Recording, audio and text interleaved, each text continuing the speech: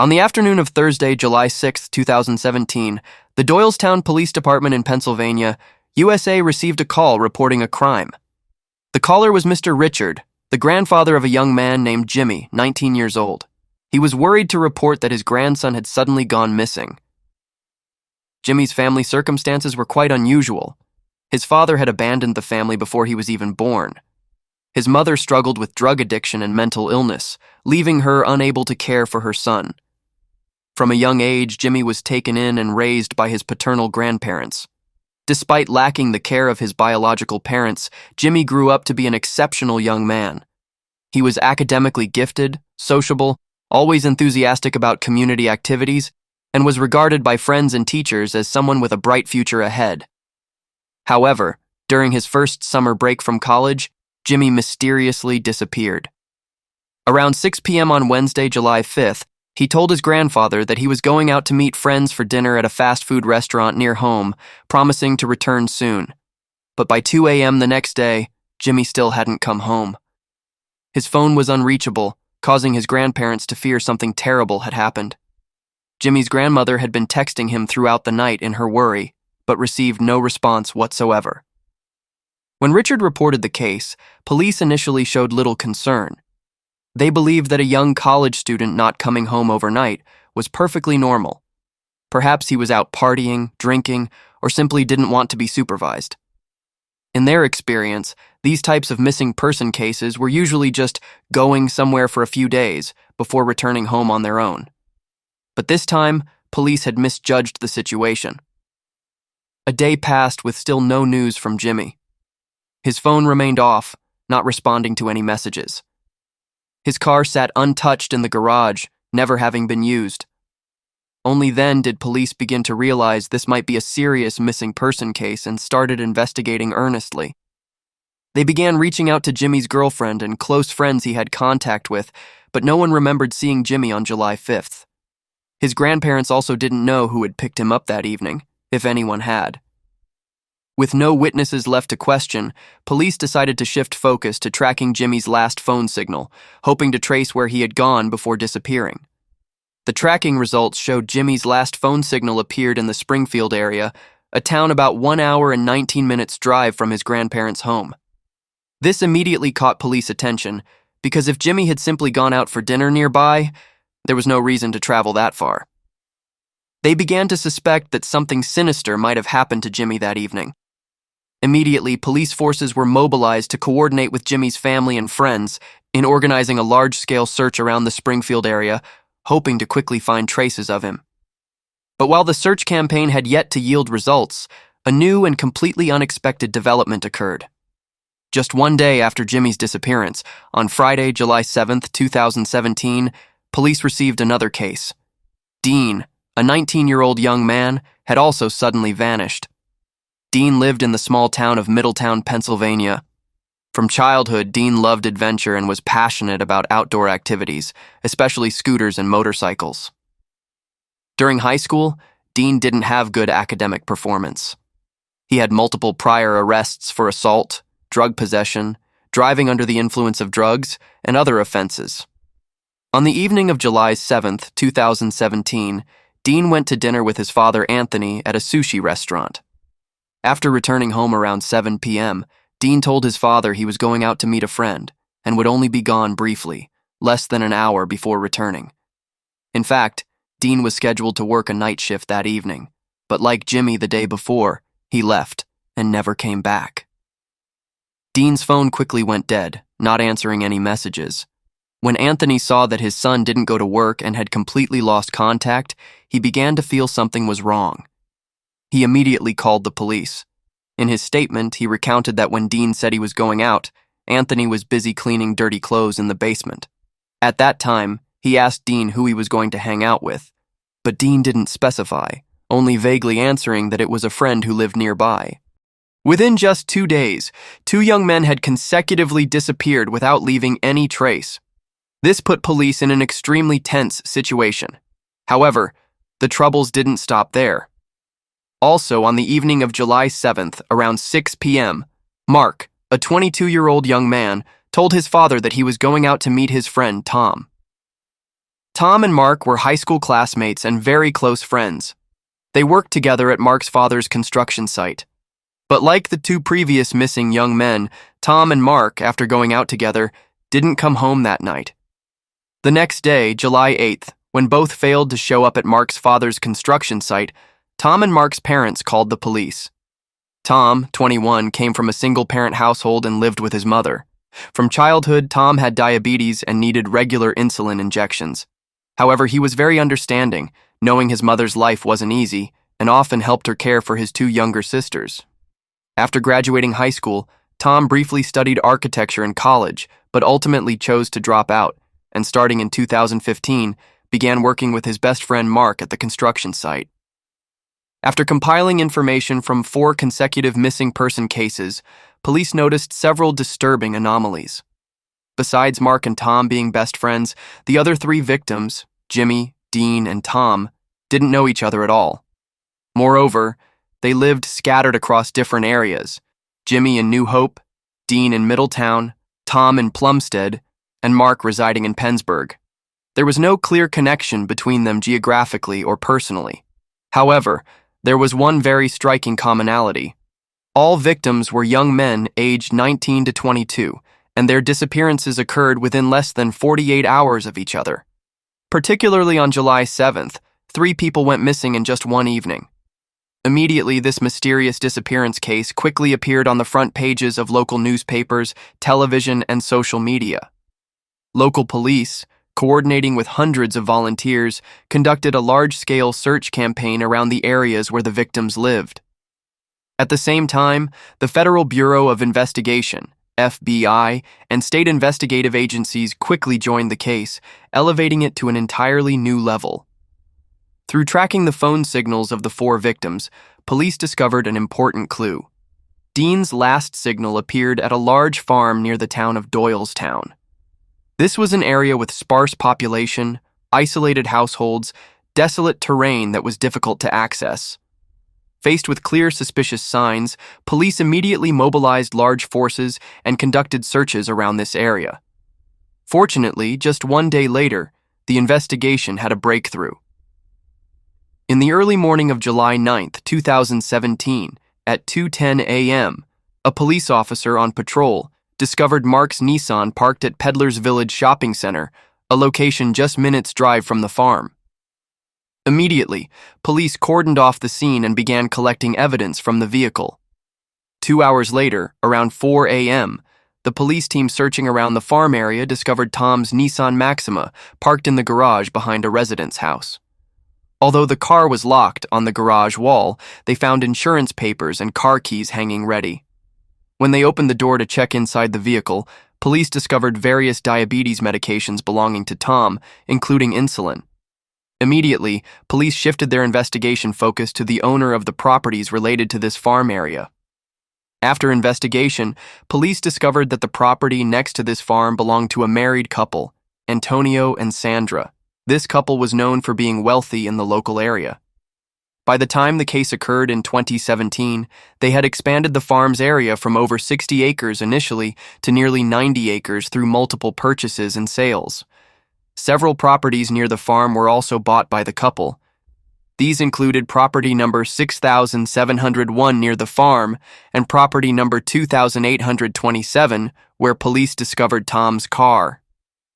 Through questioning Antonio and Sandra, the couple revealed that although they owned these properties, they normally didn't live there.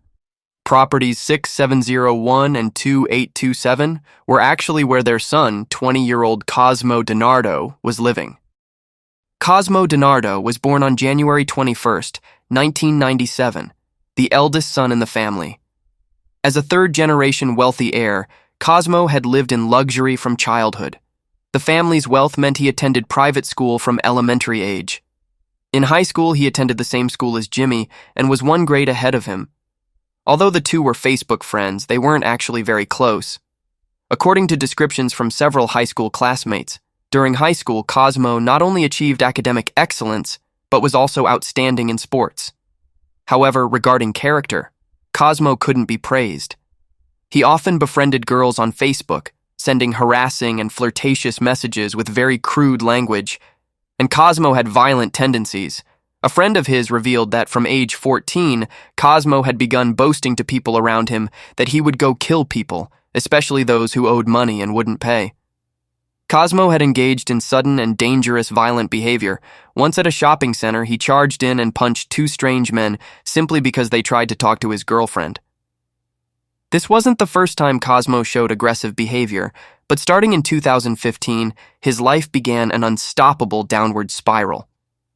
At the end of that year, his girlfriend officially broke up with Cosmo, a major shock that left him severely depressed.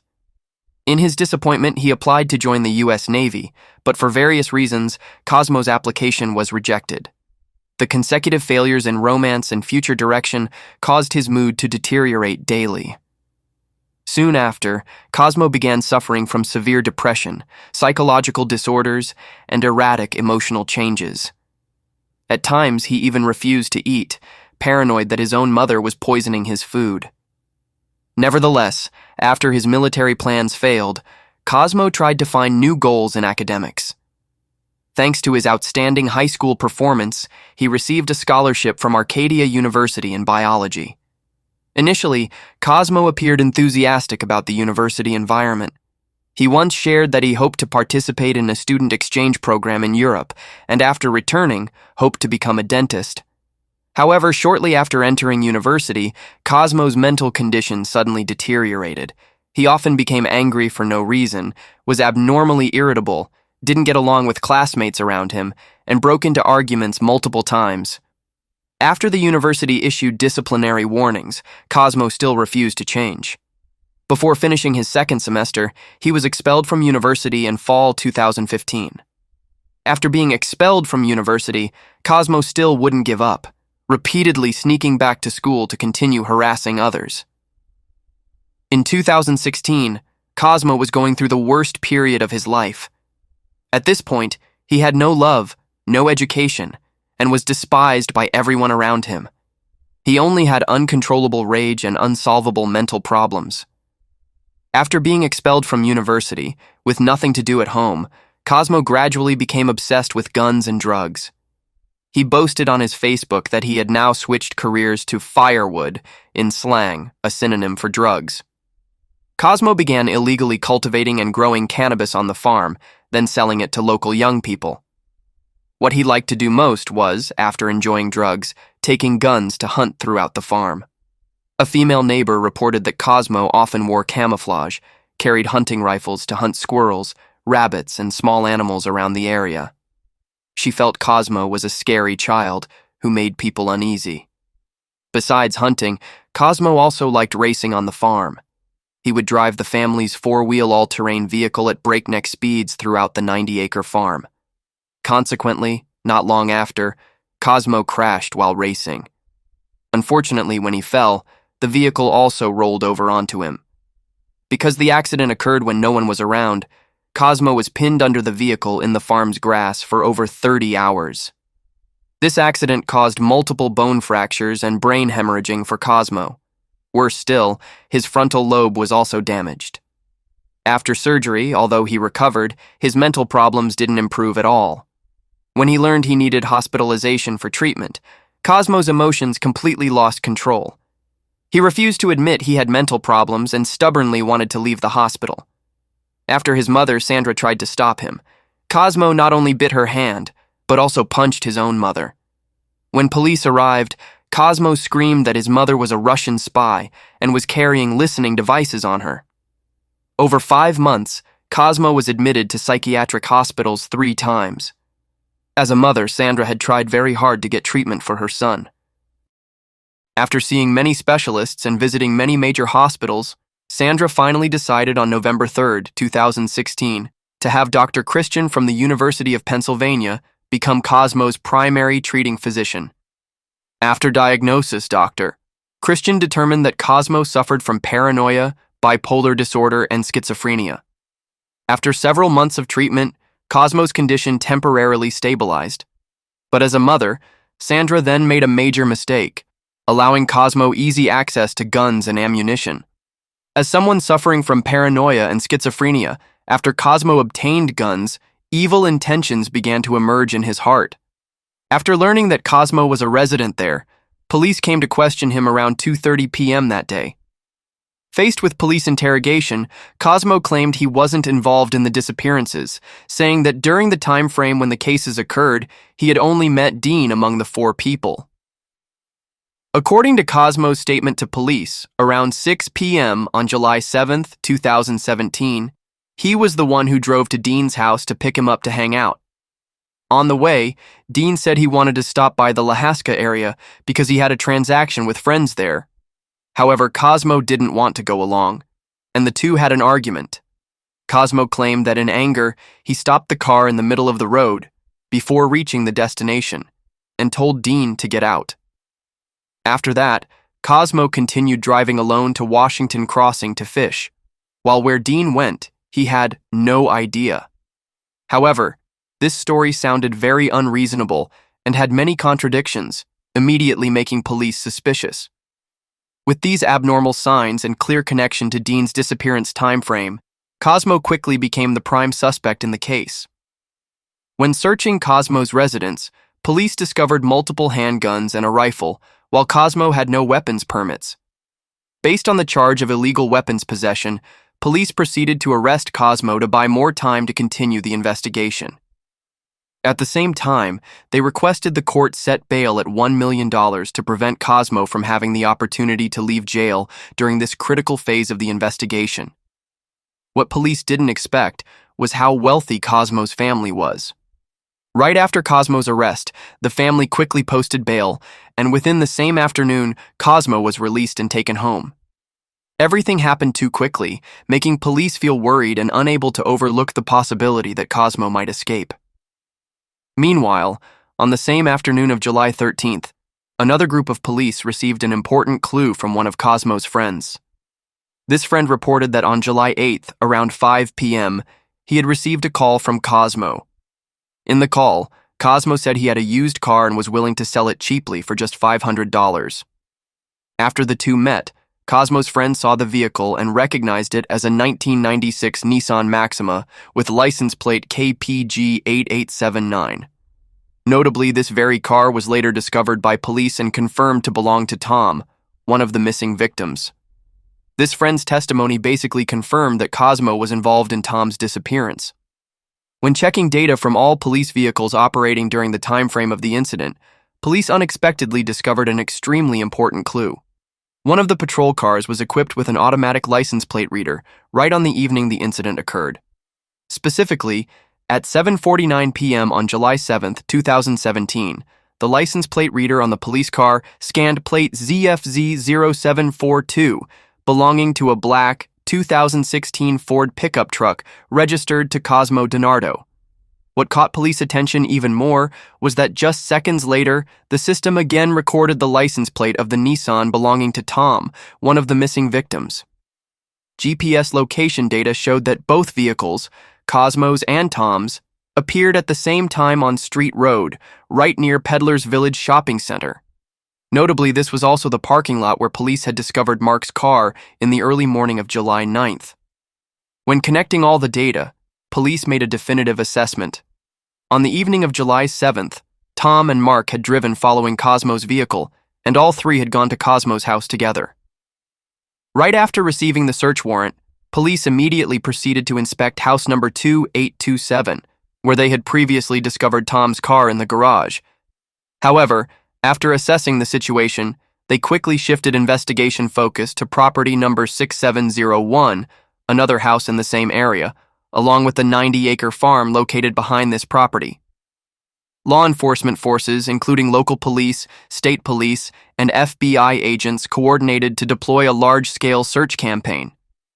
They brought in working dogs, mobilized multiple excavators, began digging about 3 feet deep at suspicious points, searching every inch of soil hoping to find traces of the missing victims. Meanwhile, Cosmo, the prime suspect, was bailed out by his father's money, putting police in a tense state. Search results on the farm temporarily still hadn't brought a breakthrough, and Cosmo being free made them worry that this rich heir might flee at any moment. To keep Cosmo detained, police quickly rearrested him on a new charge: car theft, specifically Tom's Nissan. This time, to ensure Cosmo wouldn't easily get out of jail, they requested the court increase bail to $5 million. On the third day of the farm search campaign, July 13, 2017, after many days of non-stop digging, police finally received good news. Following working dog guidance, police used excavators at a depth of about 12.5 feet underground to uncover 3 victims' bodies. They were Dean, 19, Tom, 21, and Mark, 22. Jimmy, the first to go missing, still hadn't been found. After excavating 3 victims' bodies in a mass grave, the investigative force, including police and FBI agents, had strengthened their conviction that Cosmo DiNardo was behind the horrific disappearances. They continued to summon Cosmo for a second interrogation. Seemingly knowing he had little chance of escaping punishment, Cosmo proactively confessed and recounted in detail each step of the criminal process, revealing a chillingly cold sequence of actions. According to Cosmo, on July 5, 2017, he had made a drug deal agreement with Jimmy, the first victim. Jimmy agreed to pay $8,000 to buy 4 pounds of drugs from Cosmo. That evening, Cosmo drove to pick up Jimmy from his residence, then brought him to house number 6701, right next to the farm owned by the DiNardo family. However, when they arrived, Cosmo discovered Jimmy had only brought $800. This made him extremely angry, believing that amount wasn't enough to buy drugs, even only enough to buy a cheap rifle. In his fury, Cosmo led Jimmy to a remote area on the farm, pretending he still wanted to continue the transaction. There, he took out a rifle to show Jimmy. While Jimmy's attention was focused on the rifle, Cosmo pulled out another .22 caliber rifle and pulled the trigger, directly taking Jimmy's life. When agents told Cosmo they couldn't find Jimmy's body, Cosmo not only voluntarily told them where Jimmy was buried, but also revealed an astonishing truth to police. There wasn't just one perpetrator. The other perpetrator was his own cousin, Sean. Sean was a typical delinquent teenager, a habitual thief. Police records showed he had multiple prior arrests for theft and threatening others. Before the disappearances occurred, Sean and Cosmo had actually only known each other for a short time. Despite being cousins, they didn't live near each other, and their lives had few intersections previously. However, from the time he began getting close to Cosmo, Sean's criminal life had undergone dramatic changes.